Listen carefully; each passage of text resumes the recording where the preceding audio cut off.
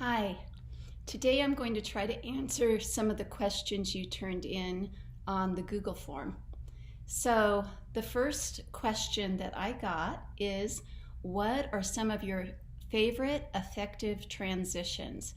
And I'm really glad someone asked this question. It's a great question. Remember I told you before that novelty is really important in the classroom and it's very motivating.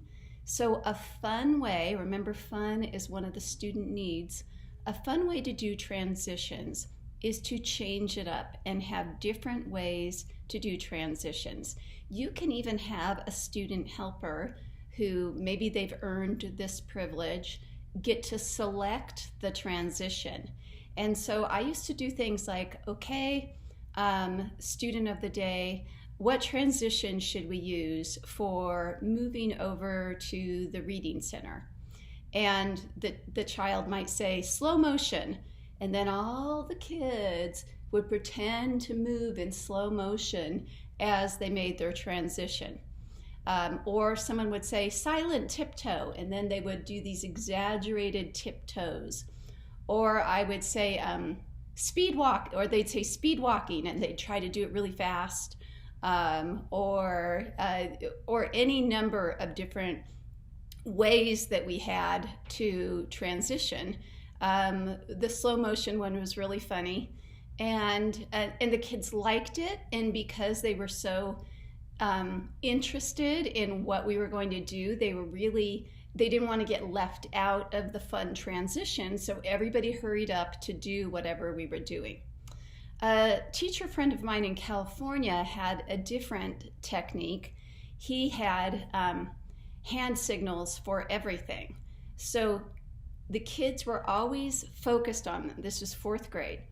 They were always totally focused on him because he didn't give verbal instructions. He taught them, and it wasn't real sign language. He just made things up. But he'd go, and the kids would all get up and do something. And they watched him because they didn't want to miss out on what the hand directions were going to be. So that's my answer to transitions. Now let's see, this next one. What do you do if you have a student who won't behave and you've tried a bunch of different strategies? I would say that if you still have a student who is still misbehaving even though you've tried a bunch of strategies, you probably need to do a behavior analysis on them, and perhaps you need to try to figure out what student need is not being met for this student, because if you're trying a bunch of stuff and nothing's working, there's something going on. So I would say that would be a good candidate for a behavior analysis. And then what do you do for a child who has no support at home? This is really a sad situation, and you will have children with very little support at home. Your words can make a huge difference in that child's life. You may speak into that child's life and tell them something that no one is telling them at home, and those words will stay with them. So you take a special interest as the adult in their life who cares, and tell them they are capable, they are smart, they are a hard worker. Tell them what you want them to be, and it's very empowering, and that child will be so grateful for those kind words. So when they have no support at home, you can't be everything, but what you can be is the cheerleader for that child. You can keep telling them that they're capable, that they are hardworking, that they're doing such a good job. You can keep telling them things like this. Okay. What is a method you recommend for students to keep track of their own points? And so there's a number of things you can do. I like very simple strategies like table points, where you just kind of mark them. But I know teachers that have a little chart taped to each desk, and the kids keep track themselves. and then the teacher can just say, give yourself a point, give yourself a point, give yourself a point. And so that is one idea you can do. You can, I also have a box, I can share a link for it, that has a little place to put tickets, so the kids can make their own box, and then the tickets can go in the box and they can keep track of their tickets that way if you're doing a raffle. I can send you a link for that. How do you deal with teachers, aides, parent helpers coming to help in the classroom? Do you stop what you're doing and show them what to do? And my suggestion is, you can, if your class is independent enough, you can say, just briefly tell them, here's what I want you to do today. Another idea is invite them to come after school and just spend 10 minutes showing them what you want them to do when they come to your classroom weekly. And then you can show them, I'm going to be busy with the class, but you come in, here's where I'm going to have your materials, here's where I'm going to have what I want you to file or grade, or if I want you to read with a student, here I'll have the names of the students right on this table, and you can just spend a little bit of time training them. But most classes, I don't think it's that big a disruption to just say, hello, Mrs. Gray, thanks for coming. You're going to be working with the red group today on multiplication. And so it really doesn't take but a few minutes. And the students are much more used to the coming and going of people than you are. And so it really won't be that disruptive for them, as long as, you know, the parent does their job. Let's see. How do I motivate naughty sixth graders who seem to not care about anything? So this is a really good one, a good question. For upper grade, 5th and 6th graders, remember, they're more peer motivated than anything else. They care immensely about their peers. And so you need to use that to your advantage. Some of the rewards you can use are letting them choose who they sit with or who they work with. You can do some special privileges that like a popcorn party where they get to socialize, or they get to bring in music to listen to. So I would try giving them things that focus on them having social time with the other sixth graders in the class, because those will be motivating to sixth graders.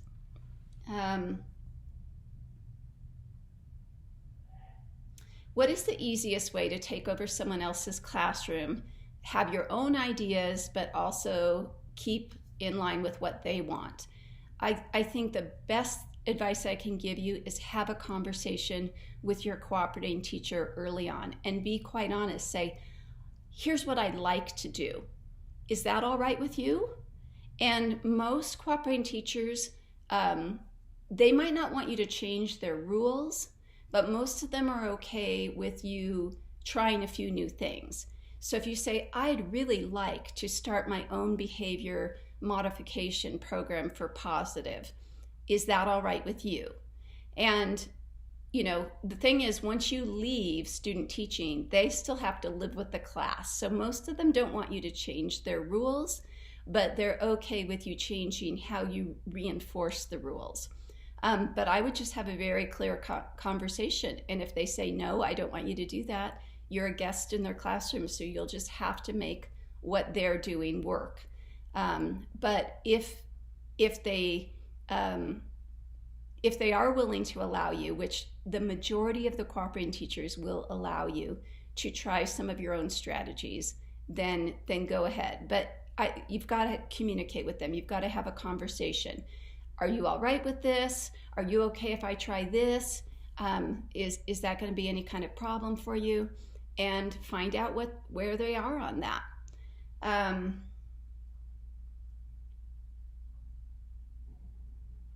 Oh, okay, good question. Have you had to spend a lot of your own money on extrinsic rewards for students? What kind of budget do teachers get for this kind of thing? So I don't think teachers get a lot of budget for extrinsic rewards. And what I want to remind you is that extrinsic rewards don't have to be tangible to still be extrinsic. So I did a lot of lunch with teacher, getting to choose your own seat. I had these special scented markers that you get to use for one day. You get to, I had a cushy seat that sat on top of their chair. And so somebody could choose that as a reward, that they get to choose, sit on the seat. None of these things really cost me much. Letting them be the teacher helper for the next day, or letting them be, you get to choose all our transitions tomorrow.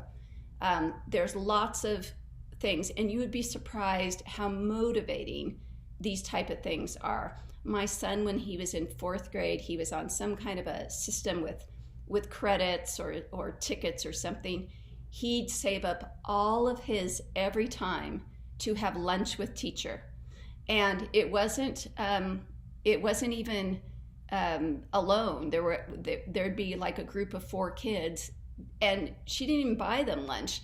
They brought a sack lunch that day and sat with her and ate it in her classroom, and she just talked to them about what they were going to be for Halloween and things like that. And my own son was extremely motivated to have lunch with teacher.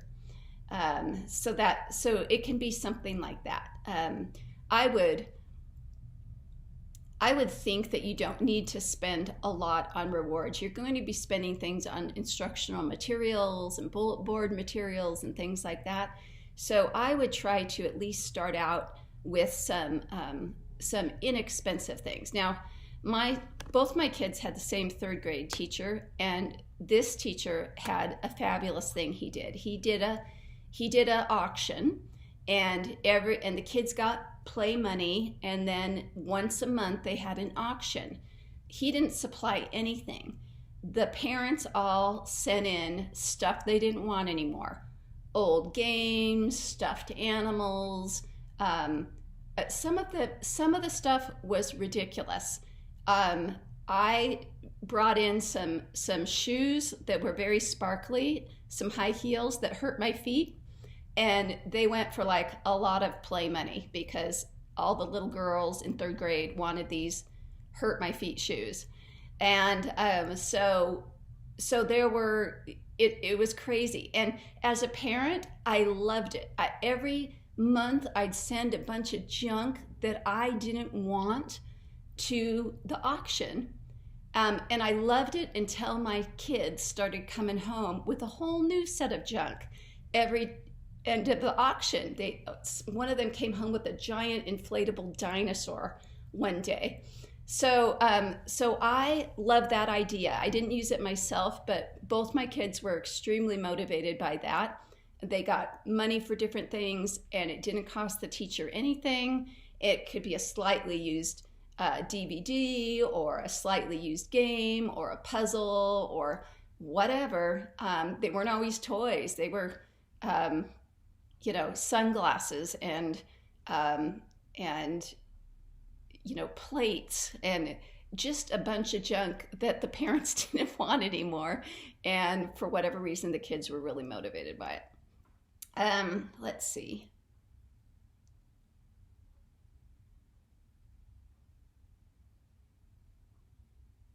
I think we talked about that one. Let's see.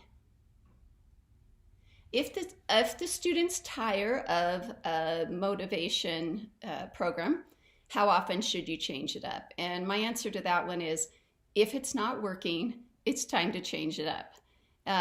There isn't a set time, but also know that you can make small changes within the program you're using.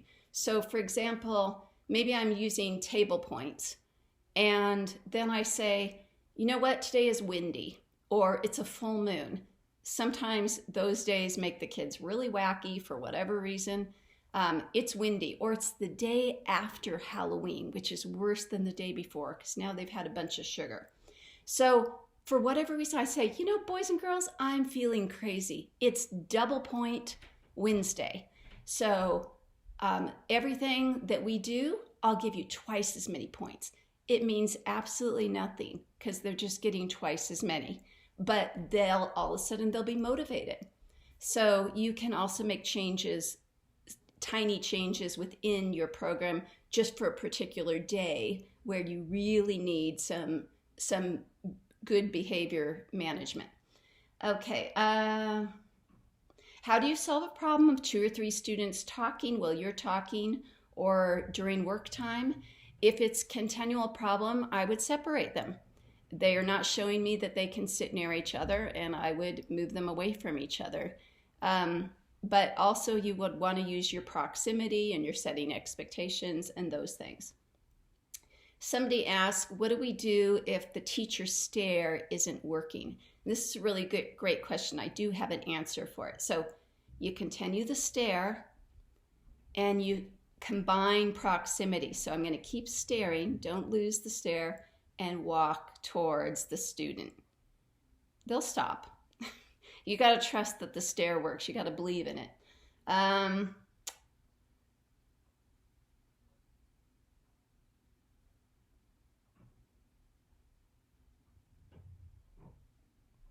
What do you do when a student doesn't respond to external motivators like the credit card? And that's a very similar question to the first one of you've tried things and it's not working. Probably you need to do a behavior analysis on this child. And also you need to find out what motivates them. One great thing to do is to brainstorm with the class what kind of things they'd like as rewards. You'd be surprised what they chose. My son's teacher, I told you, the one he always wanted to have lunch with, she had a menu that they could choose to turn in their credits for. And on that menu was a positive note home to parents. And she told me that it was incredible how often kids would select that. They just wanted a good note going home to their parent. So that doesn't cost you anything either. So you could ask kids what kind of things would they want for rewards, and they may come up with some interesting ideas.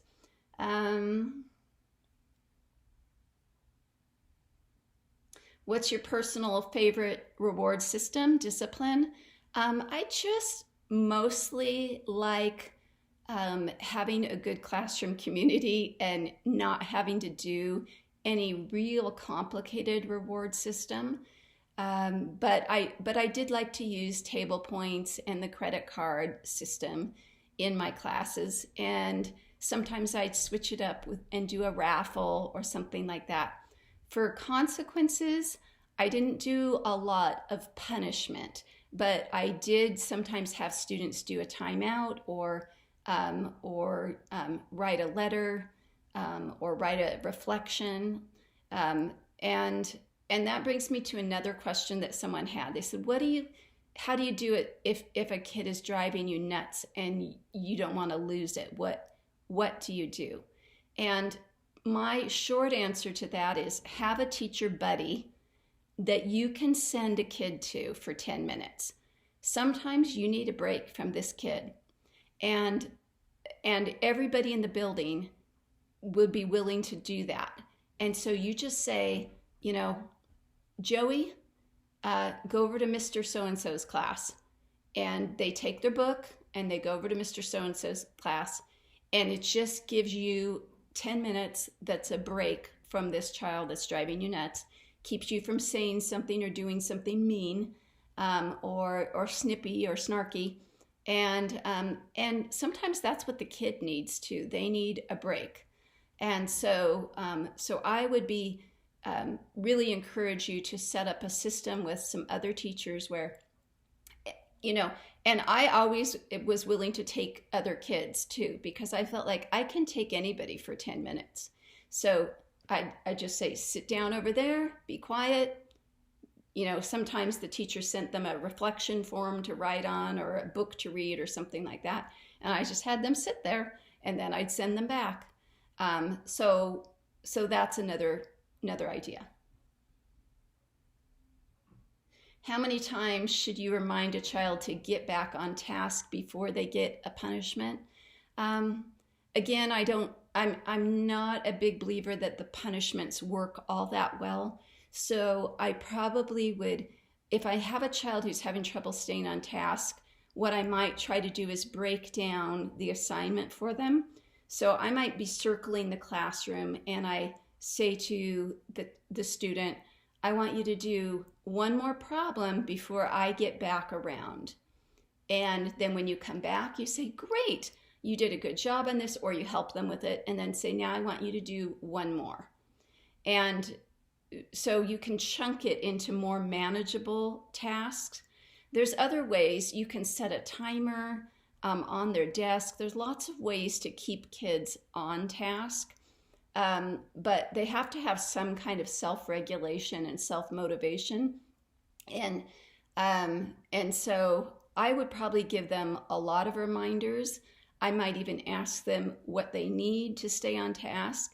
And then I might check, what am I doing? Am I expecting a second grader to sit for an hour and a half and work at their desk? Maybe I need to change things up if I'm not letting them do more movement, that kind of thing. So I would also evaluate my own teaching. Let's see. Oh, this was a really good question. What is the most commonly broken law of teachers that we can avoid? And I will say that's FERPA. The most common law that teachers break is FERPA. And that's the Family Education Right to Privacy Act, which means that you cannot ask students personal information about their ethnicity, their religion, their marital status of their parents, things like that.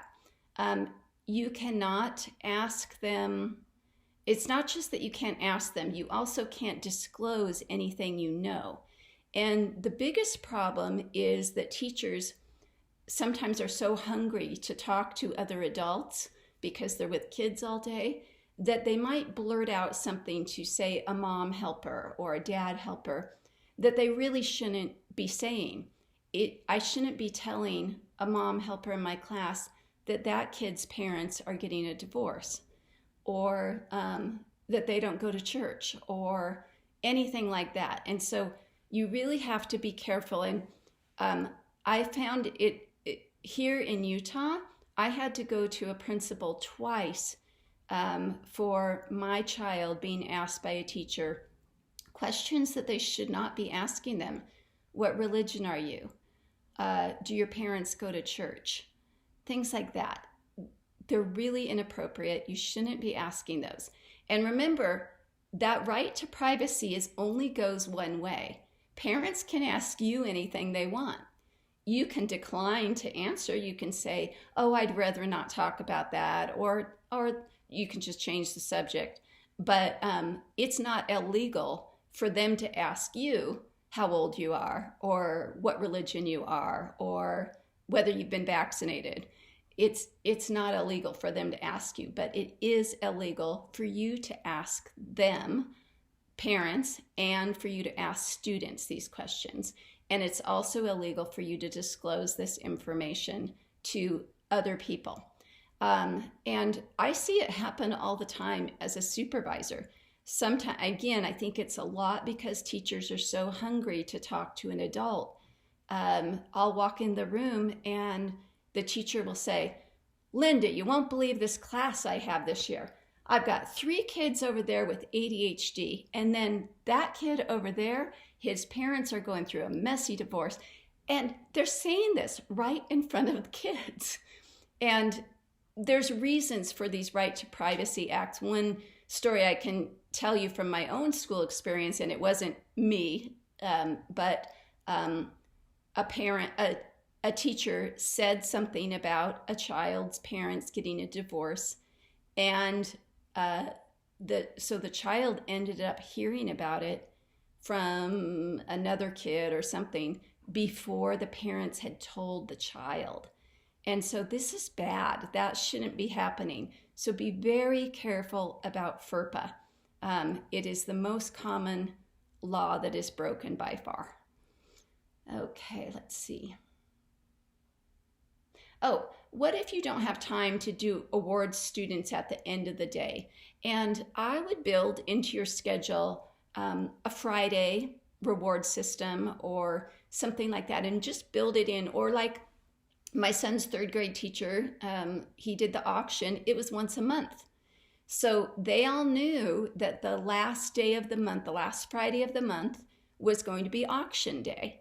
And so they get lots of money throughout the day. And he had kind of an automatic system. He might even have somebody that was a cashier, and he had people that had jobs in the classroom and they got paid for their jobs. And one of the jobs was banker. And so that person would automatically hand out the money for the different things. And so they all knew that the auction day was at the end of the month. And parents were invited to come to it, and it was hysterical. And sure, it kind of wasted about 45 minutes, but it was only once a month. So yeah, you don't have to do it every day. If your kids are old enough, any kind of system that you can put in place where the points or the money or whatever is given out automatically, or whether you have a student assistant who is doing a job where they've got the bag of tickets, and you just say, everybody that comes in quietly, give them a ticket. And of course it has to be a trustworthy child. It can't be somebody that would just give it to their friends, that kind of thing. So, but yeah, I had kids doing a lot in the classroom of running things, because it's hard to keep up with yourself. Let's see.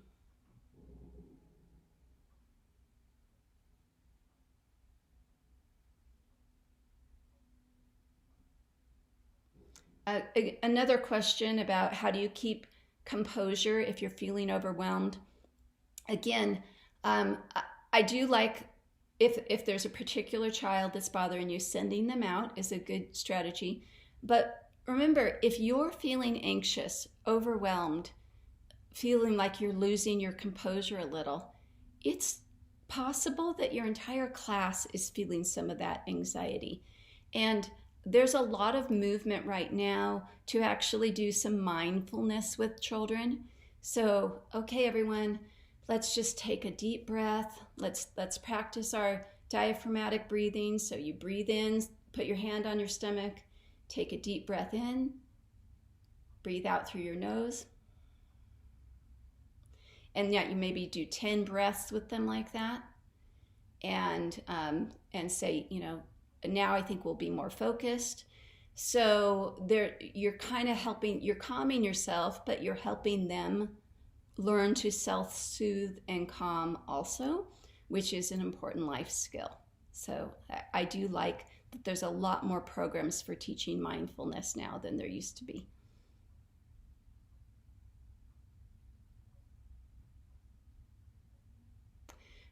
This question I'm not sure I have an answer to, but how do you manage kids working throughout the classroom space with the current pandemic that limits things or maybe changes behavior because of stress or fear, and also just because of social distancing?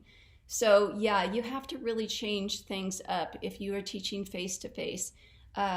You have to do less group work, less sharing of materials. You've got to require them wearing their mask. I would be reinforcing the wearing the mask with whatever reward system I have. Oh, Joanne has her mask on correctly. Thank you, Joanne. Oh, everyone that has a mask on correctly right now, covering your nose and your mouth, give yourself a point. And remember, the goal of classroom management, of all classroom management, is to have students learn to self-regulate. We don't actually want to control the children. It's so much better if they can learn to control themselves. So it doesn't matter if a kid doesn't have their mask on correctly, but then they adjust their mask and give themselves a point. What do I care? What I want is the mask on correctly. So it's okay for kids to self-regulate a little bit, and I let them determine if they have their mask on correctly, I would let them give themselves a point. So that's another way of handling it.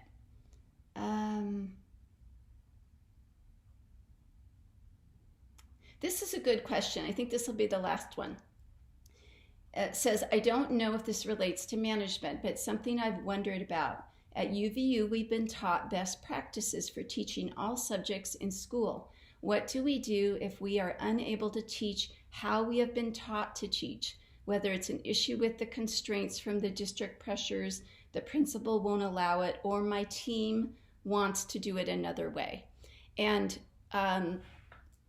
if it is best practices, I would still encourage you to try to use best practices and just be willing to explain to others around you, I'm going to do it this way because I learned in school that this is best practice for this subject. And I don't think you'll get a lot of pushback from the principals, but sometimes the intern coaches or the school team might not like something. And it is okay for you to not do everything exactly the way your team does it.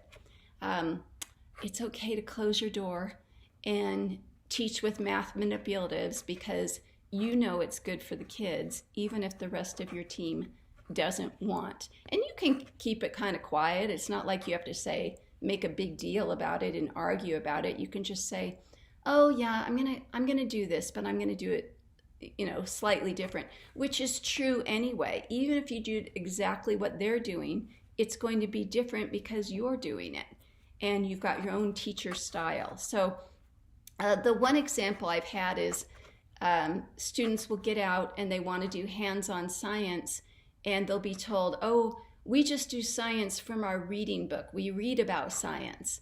And you know what? That's fine.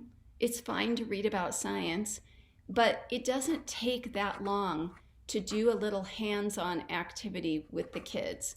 And so you can squeeze that in and still be doing the hands-on science. I don't think you'll get pushback from the principals. They want you to be doing the hands-on science. They want you to be doing the best practices. But sometimes, like say if your team, there's a lot of old school teachers, maybe they don't want to try something fresh and new, and they want you to do exactly the same thing. Like maybe they have a homework packet they send home every week, and they want you to send the homework packet home, and you're like, I'd rather make it meaningful, having to do with what we're doing in class. I think it is okay for you to make small adjustments, but do think about what good they are offering you. My second year teaching, my first year at this one school I taught at for quite a while, the other teachers on my team had been teaching for 20 years, and it was only my second year teaching. And so I didn't do everything the way they did, which I don't think they really appreciated. But they did some things that I wouldn't have been able to do on my own. And so I was really glad I joined in with them. They taught the kids how to square dance. And so I learned too, because I didn't know how to square dance. And we had a big performance at the end of the year, and I was so proud of my third graders doing all these fancy square dance moves. It was super cute. And we did it as a combination PE, performing arts kind of thing. And I thought it was really fun. I wouldn't have gotten that opportunity if I hadn't valued that these seasoned teachers had something to offer.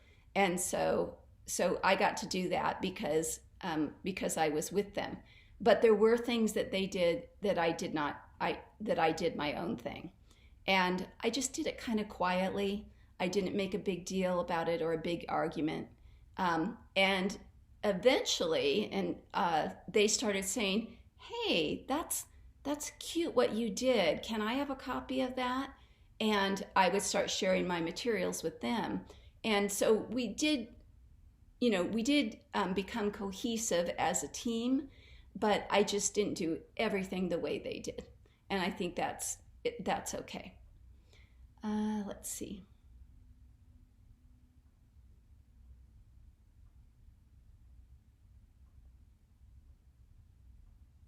Just making sure I got all of them.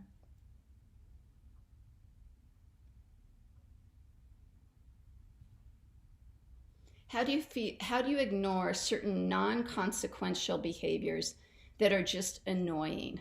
That is a really good question. So I think the thing that annoys teachers a lot are fidgeting, or kids that do, like I had a whistler once. He just would whistle to himself, and it was sort of this tuneless long whistle. I can't whistle, so I won't do it for you, but just go, and it was driving everyone nuts. He didn't know he was doing it. So one day I put, because we talked about it and could you not whistle and things like that, and I put a tape recorder on his desk, and I said, so we're going to record you whistling today so that you can hear it. And he completely stopped whistling. So just putting it on his desk was what made him mindful of what he was doing. I also like the idea of giving them alternative behaviors. If they're doing something that's annoying, like tapping their pencil, that might drive you nuts. But maybe fidgeting with some modeling clay would not be as annoying to you because it's quiet. So you can think about I used to give my kids PVC pipe and a carpet square under their desk, and they could roll it back and forth with their foot.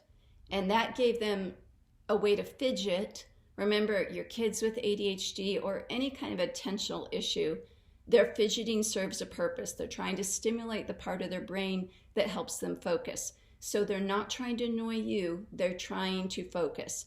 And so giving them a way to fidget that is not annoying, that you can live with, you can teach them how to do that. I passed out modeling clay because it didn't dry up like Play-Doh, and then the kids would fiddle with it and make things and stuff. And sometimes I had kids initially who'd say, "Oh, I want some of that too," that didn't really need it. They'd lose interest after a day or so. So it was really only the kids who needed it that would continue with using that as a strategy. But yeah, if there's an annoying behavior, I would say teach them to do something that's less annoying. I had a little girl that she'd wear these little clicky shoes, and she'd click them on the floor, clickety click, clickety click, click, click, click, all day long, and it was starting to drive me nuts. So I said, okay, either we can put a carpet square under your desk, or you can take off your shoes in the classroom. What do you want to do? And she wanted to take off her shoes. And so, fine. So yeah, you can ignore the behaviors, and I do agree with that.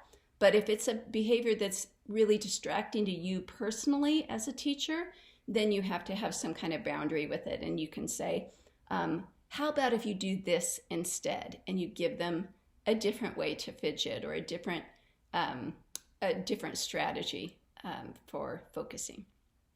Okay, well, those are the answers to the questions that you submitted, and I hope you found that helpful.